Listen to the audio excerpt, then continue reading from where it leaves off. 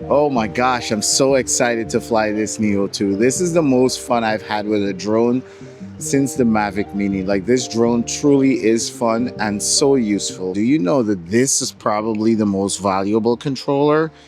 Yeah, the FPV controller. You can actually use that controller to fly in GPS mode just like you would with this RC2 controller. Yeah, you can do it. The only thing is you don't have a screen to display and you'll have to use your goggles as a screen. And what that actually allows me in theory is to be able to fly in GPS mode, catch my GPS shots that I normally would with this controller. I can do that with this controller as well. And because I'll be flying using my goggles as the screen, I can literally flip into FPV mode and just catch cinematic FPV shots too. Like, why not? All right, I've got the Neo powered on. I just turned on the goggles and the FPV controller 3. Let's take off. Look at that, it's recording everything. Woohoo, I can just fly. I will go now in normal mode. So this is just like flying normally with a controller with the screen. It's just that I'm using the goggles instead. Nice. Nice. Of course, we got 360 obstacle avoidance, so that's pretty dope. But yeah, flying just like a regular controller. Now, some of you might be saying, well, isn't this FPV drone spring-loaded? Not spring-loaded, this controller. You took the spring action out of it? Yeah, absolutely took the spring action out of it. But that doesn't mean I can't fly it with or without the spring, and just I'm aware that there's no spring in it. I mean, it doesn't have to center me. I can center it if I want myself, so it's like not really a big deal. But I mean, this drone can go far because of the OcuSync. It's insane. I can go high too. I mean, why not? And return to home, everything works. It's just like, this has a return to home button too built onto the controller. So it's not like the other controller has major advantages over this. Actually adjust the gimbal slowly too. There we go. Nice, beautiful. That's a nice shot. Nice shot. Any little power lines and stuff, in theory, I should be able to see it. Like this one coming up right here. Plus it's got the gimbal markings on it too. So you can zero your gimbal easily. Yep, doing a little flyby. Nice and easy. Beautiful. Beautiful outside. Let's raise up. Nice. Really nice. Get obstacle avoidance, everything. Look, stick full forward, and it's not hitting me. So the obstacle avoidance works. It's not like it doesn't work. And then when you're done, you want to just hit pause. Aircraft braking. So I fully brake. Aircraft is just going to sit there and hover. Now I can't fly FPV with gloves on. And I haven't flown FPV in a while. And if you guys go check my last video, I actually crashed. And I haven't flown, manual mode since. So I should ideally be practicing before I do this, especially with the snow and all that. But again, YOLO, you only live once, right? All right, let's try manual mode. I want my gimbal to be low. That was a mistake I also made when I crashed. My gimbal was too aggressive. I think like 10 degrees is enough. My gimbal was definitely too aggressive. And the more degrees you set your gimbal to, the more aggressively the drone flies. So I don't want anything aggressive. Now you do get obstacle avoidance warnings with this, but you don't actually get obstacle avoidance working. It's nice. Whoa, she's fast. Like, I need to slow it down a little bit. Forget 10. Let's go 6 on the gimbal. I want nice, smooth, slow shots. Yeah, I don't need the aggression. Especially now, I'm like in a really tight space and I don't want to go too fast. So yeah, let's go 6 on the gimbal. And that'll allow me to fly FPV in some tight quarters like here, because I don't have to go really fast. So now it's like a Cinwhoop. Anywhere that you would fly your Cinwhoop in tight gaps and spaces, it'll do it. And in theory, I should be able to flip. Yep, I can flip. And that was my mistake the last video too. I didn't give enough thrust. And that's a problem because if you don't give enough thrust, you don't have enough time to flip, right? So that was one major mistake I made. So I actually should get my lazy butt over to the park and fly over there where it's much more big and open and stuff like that. But I'm just goofing off here because, well, I'm lazy. But yeah, isn't this cool? I get the obstacle avoidance warnings too. And what you're seeing in the goggles here is obviously not stabilized. Like, can I fly through this? That would be insane. Look, what's the worst gonna happen? I gotta walk and pick it up. No, I'm not doing it. I don't feel like walking and picking nothing up. And my hands are freezing, but you know, that's who I am. I always see some risk and I always try to take it, but not today. Not today. Now the beauty with this is you could just hit pause and that's it. It just stays there. It's not like a typical FPV drone where you have to come and land it yourself. No, you can literally hit pause, take your goggles off, and be like, oh, there you are. Come back to mama. Come back to papa.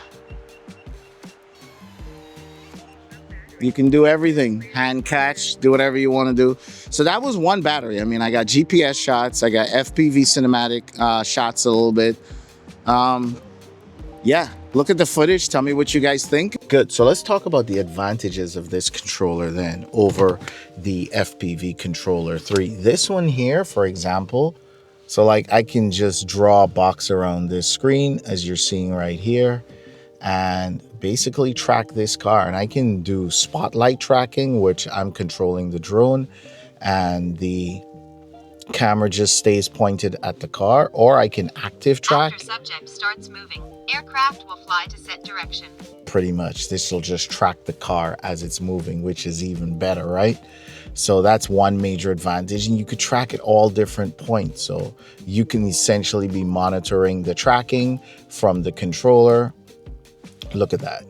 And it just goes into place and tracks the vehicle. And then there's point of interest where you can just select the vehicle, select which direction you want to go, and then it just orbits the vehicle. So these are things that you can do with this controller that you just can't do with this because it doesn't have its own display. And you might say, well, the display is in the goggles. Yes, the display is in the goggles, but still the goggles doesn't allow you to articulate these types of maneuvers, unfortunately. So no ActiveTrack, no spotlight, and no POI. So that's one big loss. The other big loss is your cinematic settings. So if I hit these three dots at the top right, you can customize your buttons. You just have gain and expo tuning. So you can do all your tuning for cine mode, for normal mode, for sports mode. You can really fine tune the speed to which the drone spins, and that just makes your video even more cinematic. However, if you set this up with this controller, or the controller that works with your phone, then when you switch over to this, it automatically saves it. But it's just that you can't do it on the fly. You can't do the tracking on the fly. So even though you can fly fully cinematic with this, it just has its limitations in the menu of the goggles. So it would be nice for DJI to add that. I mean, but think about it. If you're in the goggles, how are you going to draw a box around? Maybe it auto detects and then you just click on the goggles on what subject you want to track. I mean, DJI could technically do it if they want, but I doubt they will, because then you'll only have need for one controller as opposed to two, providing you're okay with flying with a pair of goggles. So you'll get about the same range, same everything.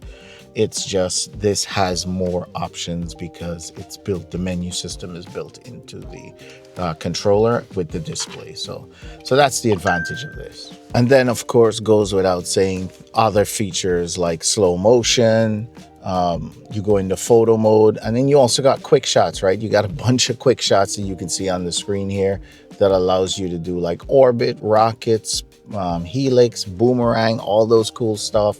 So the actual controller just gives you a lot more features for cinematic flying and quick shots and stuff like that. Yeah, even in photo mode, you have time shots, you have burst shots. So yeah, things like slow motion and those type of things that you just don't have when using the FPV goggles with this FPV controller, you just won't have access to those features, right? So just that's the advantages basically that you get with this controller.